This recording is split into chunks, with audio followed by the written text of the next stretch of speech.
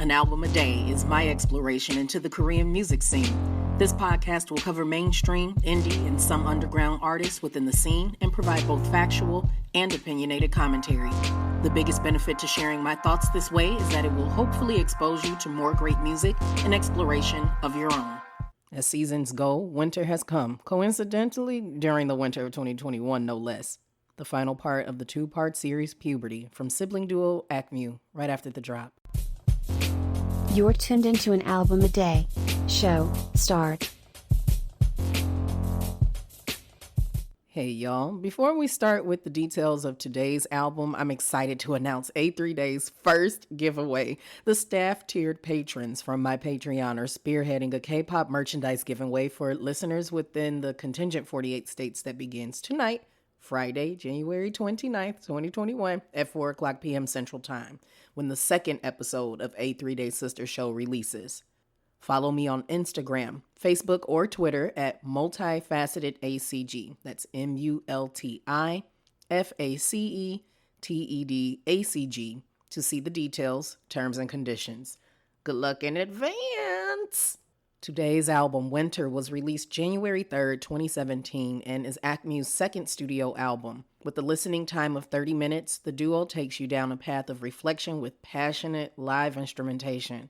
Su-hyun vocally performed her butt off on this album, traversing her soprano range up and down the music. This album was most relatable for me in terms of its context and made the listening experience very personal. For those who don't speak the Korean language, looking at the English titles of each song won't really convey much. Whether they knew it this or not, that plays into the wonder of winter, especially in places that experience snow. You don't know what you're waking up to from a day-to-day thing. It could be unseasonably warm or a genuine blizzard, regardless of what the weather forecast predicted. Titles such as Play Ugly, Choco Lady, and Reality don't necessarily tell you what you're about to experience. Speaking of an experience, if you have a moment, search for a live performance of Reality on YouTube and try to resist smiling. While the music is playful, the realities of the lyrics, struggling to afford a taxi, low bank account balances, and awkward moments in coupledom are in juxtaposition. The reality of these universal experiences for so many people warmed my heart. I'm at an age at the time of this recording where I can look back at how difficult some of these things were for me and feel the bittersweet reaction from knowledge.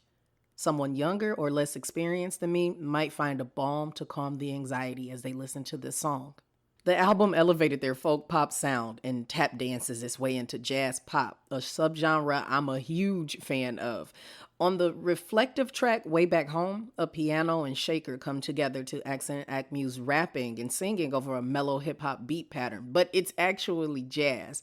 It's a great display of how music was never meant to be straight and narrow, but to cut lanes and spill into other areas. Music itself is as complex as the winter season. It's also as simple as the still of winter nights. K-pop fans, oh snap. Yeah. I had to grab hold of my mic, everyone. Okay, K-pop fans, on a scale of 1 to 5, with 5 being essential listening and 1 not worth mentioning, the A3Day rating for this album is a 5. The album reflects maturity both within the puberty concept and in its composition. Lee Chan-hyuk wrote and produced beautiful pieces with the assistance of a wonderful team. Continue to check out the hashtag A3Day Highlights playlist on Spotify as it features tracks from today's albums and past episodes' artists. And I'll catch you in the next episode when my microphone, is it stable or is it unstable? Jesus. Bye, y'all. Your favorite foreign Korean music historian exploring all the industry from A to Z.